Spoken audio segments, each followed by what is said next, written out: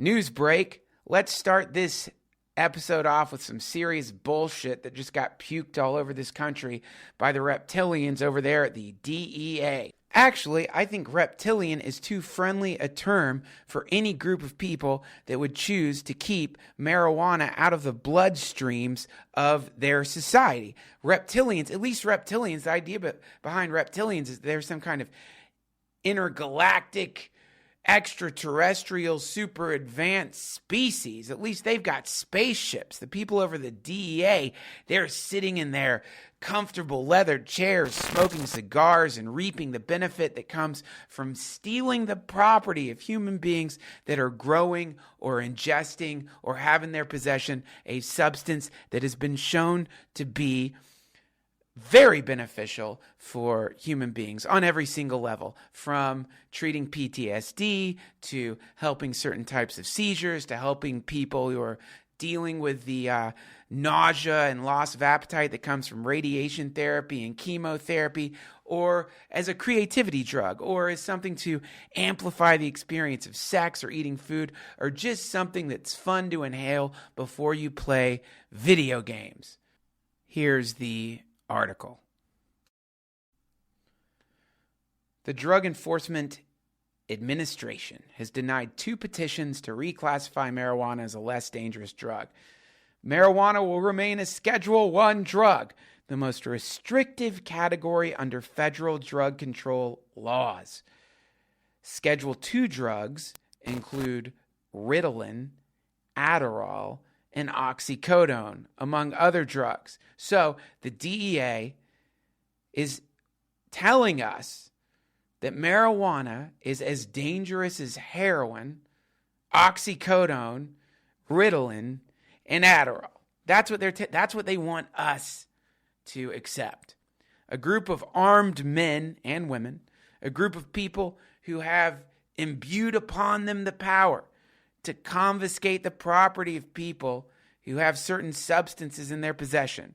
A group of people who have destroyed the lives of countless human beings. A group of people who can pull up in front of your house in militarized vehicles, kick down your door, shoot your dog, maybe even your cat, depending on how big it is or what kind of mood they happen to be in, and take all your stuff, rip your kids away from you, put handcuffs on you, and take you to a federal dungeon where they can take away years and years and years of your life for having in your possession a substance that is absolutely harmless and grows from the sweet soil of our beautiful planet Earth.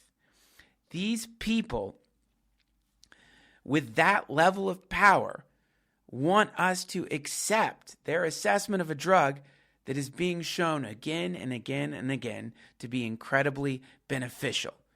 This brings to mind a Ray Kurzweil quote that I keep thinking of, which is that things aren't getting worse, information is getting better. In the old days, prior to the internet, if some federal agency spit out some nonsense about this substance or that substance, you kind of just had to accept it because you didn't have the ability to instantly connect to a network of information and to determine whether or not the statement by the federal government was accurate or not. But now we know you just have to do a quick Google search to find all the data and research you need, or maybe you could, God forbid, use your own personal experience as a way to determine what is real and what is not real. Either way, with just a very small amount of exploration into this topic, you will quickly discover that marijuana is certainly not as dangerous as oxycodone. Now, you might want to decide for yourself what makes a thing dangerous. Maybe how many people have died consuming the thing. I think that's a pretty good watermark of danger. There's some other things you could look at too, but let's just say how many people have died from consuming the thing. You do the Google search. I'm not going to do it. You do the Google search. Look up how many people have overdosed on oxycodone in the last year versus how many people have died from marijuana overdoses in the last year. Then go back and look at the DEA's classification of marijuana as something more dangerous than oxycodone and gaze upon one of the horsemen of the apocalypse. Things aren't getting worse. Information is getting better. And here's what's going on.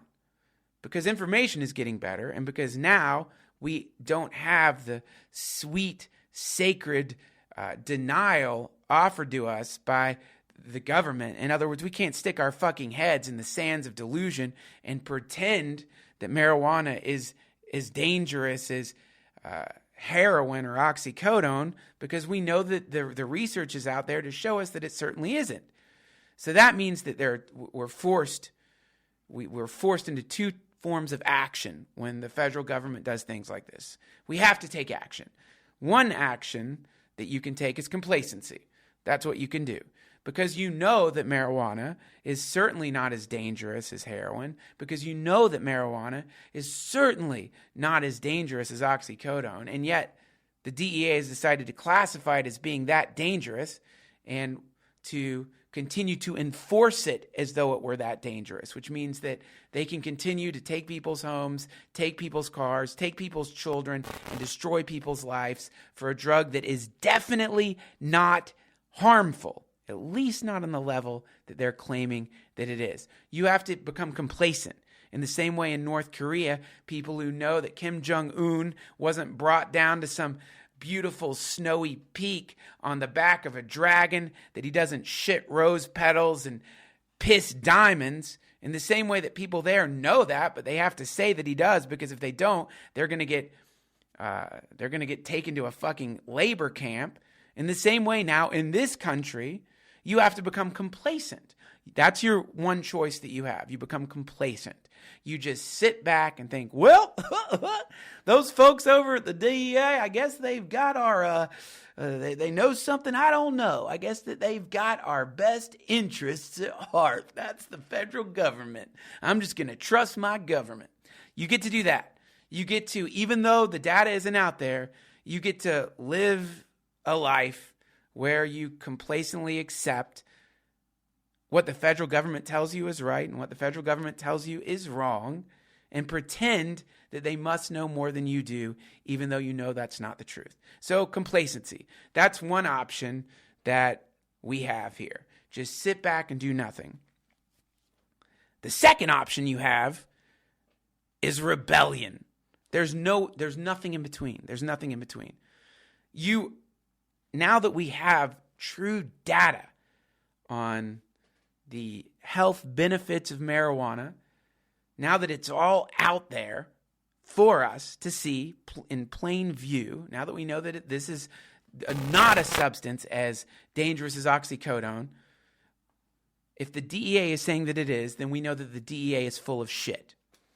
We know that the DEA is making decisions that aren't based on the health of the people, but based on the DEA making money from confiscating people's property and from whatever they may be getting from lobbyists, from big pharma who want to keep marijuana illegal because they know that marijuana is a safe and economic alternative to the poisons that they're spitting out of their fucking factories into the bloodstreams of so many people who are in a lot of pain for various reasons, and they go to a fucking doctor, and the doctor prescribes to them oxycodone or Vicodin, or the doctor prescribes to them some other, maybe an SSRI, some antidepressant that they're going to get addicted to, or maybe an anti-anxiety medication that they're going to get addicted to, because there's no alternative,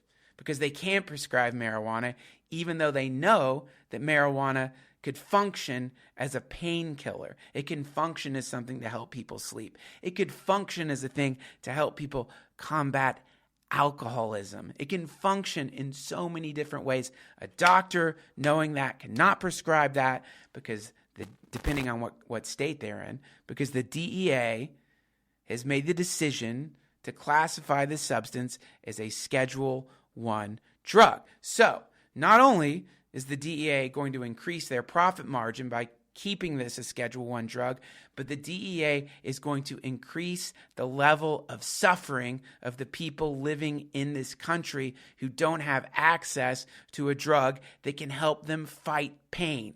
I speak as someone who has experienced the positive benefits of marijuana, not just as a creativity drug, not just as a wonderful recreational drug, but as someone who has gotten radiation therapy. Now, if you've never gotten radiation therapy, and I'm sorry, I think we talk about this in the podcast, but I'm obviously a little passionate about this topic, so I think it's even worth saying it twice. When you get radiation therapy, you feel like shit. You're getting radiation shot into your body, and your body doesn't like radiation. You get tired, you get nauseated, you don't feel like eating, you feel sluggish, you feel like shit. Now, when I was getting radiation therapy, they prescribed a drug to me, and maybe my brain has blocked it out. I can't remember the name of the drug. Some kind of Triza something, Zizza, sounds like the name of a demon, Zizakatan or Bizafidel, some monstrous drug that you're supposed to take to combat the nausea associated with getting radiation therapy. And what the drug does is it makes you fucking tired, man. It knocks you out. So here's how it works. You drive to go get radiation therapy. You get radiation shot into your body. By the time you get home, you start feeling a little sick. Then you start wanting to throw up, but you can't really throw up. It's like feeling car sick. And so you take this pill that's prescribed to you that's supposed to battle the nausea. But the way it's supposed to battle the nausea is by knocking your ass out until your next radiation treatment. That's the way it works. It sucks. So I don't know why. It's really weird, but I actually just was taking this pill instead of consuming marijuana to see if it helped with the nausea. I don't know why I did that. It's really weird. So a few days I'm just taking this pill. I'm getting more and more depressed. I'm so tired. I feel so sick. I'm dreading going to get these radiation treatments. And then Gene, who is one of the guests on today's podcast from LA Speedweed, very just to be sweet, came over to my house and gave me some marijuana in the hopes that it would help me combat this nausea that I was having. And so I tried it, and what do you know? It completely worked. It worked, like miraculously worked. Suddenly, I was feeling better. Suddenly, I could eat again. Suddenly, I didn't feel sick. Now, just think about that, man. And, I was getting a relatively small dose of radiation compared to the amount of radiation treatments and chemotherapy that people are getting every single day. Just think about that. Here's a non-addictive substance, a substance that is not physically addictive, that can treat the nausea and loss of appetite that comes from cancer treatments, and the DEA is keeping it away from the people. Can you think of a more demonic thing for a government organization to do? Can you, outside of blowing up kids with drones, outside of all the other stuff that the federal government does here and there, can you think of something worse than keeping us? Imagine if the DEA categorized penicillin as a Schedule 1 drug. Imagine that, if the DEA was keeping something that was an antibiotic away from the people. Imagine that. That's what they're doing. Only in this case, it's something that anyone, I don't know how you make penicillin, but marijuana is not only this incredibly beneficial substance, but it's also something that anybody with a little pot of soil and a little bit of a green thumb can grow in their homes for free. All you need is some water and sunlight. You don't have to go to some guy wearing a fucking weird white outfit in a hospital to write magic words on a piece of paper that then you take to some pharmacy enclosed in plexiglass because lunatic rednecks keep attacking it with shotguns and axes because they're trying to get the oxycodone that has to be kept in a bank vault somewhere in the pharmacy. You don't have to do that with marijuana. You can just grow it yourself. And guess what? Some of the massive corporations involved in making money by selling things like oxycodone that make people permanently addicted to them and destroy people's lives. They have a lot of money, and they want to keep marijuana as a Schedule I drug to force people to consume the poisons that they're putting out on a daily basis, and the DEA has become their henchman. So the number one drug cartel, the Big Pharma, has as their enforcement arm, has as their paid army, the DEA, who are continuing to support regulations that fly in the face of science and fly in the face of the personal experience and the will of the people. And so this is a sad day, and it's very upsetting to me because a human being's right to take drugs is a sacred right. It's a human rights issue. And something like this is incredibly upsetting. And I know it's just a speed bump. I know it's just a temporary setback in the end of the ridiculous prohibition of marijuana. But any setback, any speed bump, anything that gets in the way of getting a medicine to people who desperately need it is a horrible fucking thing. For example, my mom died of breast cancer, and she was in a lot of pain. And she didn't like taking pain medication because it made her sick. And so I came to visit her with some marijuana. I had a marijuana tincture, which I gave to her. And she said, this is the first time in months that I felt okay. I gave it to my mom, first time in months. To get that substance to my mom, I had to break the law. I had to break the law to get a substance to my mom who was in pain from cancer. I had to do things that could have landed me in a federal penitentiary to get a substance to my mother to help reduce her cancer pain. That's what the DEA is doing. The DEA is standing in the way of people trying to make their mothers who are dying of cancer hurt a little less. That's what they're doing. And we're paying for them. So, friends, we have the information. Information's better. Information's better. Things aren't getting worse. We know that we have two choices. We cannot be complacent. Can't just sit back and pretend that this is okay. We've got to do things, and there are things that you can do. And God forbid, I'm sorry to say this, but you got to talk about it. Are you somebody who consumes psychedelics or marijuana? Are you somebody who takes these substances because they help ease your pain, they help your life in some way? You've got to talk about it. You've got to, as the folks over at, I believe the folks at MAPS are saying this, and forgive me if they're not, come out of the psychedelic closet. Let your voice be heard. Don't be afraid. Tell people about what has just happened, and tell people that you take marijuana and it helps your life. So that's my rant on the thing. And of course, you can write your government representatives. And of course, you've got to vote. You've got to vote. Coming up in November in California, for example, on the ballot will be the legalization of marijuana. You have to vote for the legalization of marijuana. You have to go and do this, and you have to talk about it, and you have to get the information to the people who have been brainwashed by the federal government into thinking that this substance is somehow dangerous. You have to get the information to them that shows them that it isn't, to shows them that it does not need to be classified as a Schedule I drug. Shit like this has to encourage us in some way or another to fight harder, to become stronger, to really fight this thing. Because even if you're not a marijuana user, this affects you. This affects you because it's the federal government telling you that they decide what's healthy. They decide what's a medicine and what isn't. They decide what's a poison and what isn't a poison, even if that thing that they have decided is a poison has been shown to be a medicine. How is this any different from some Orwellian...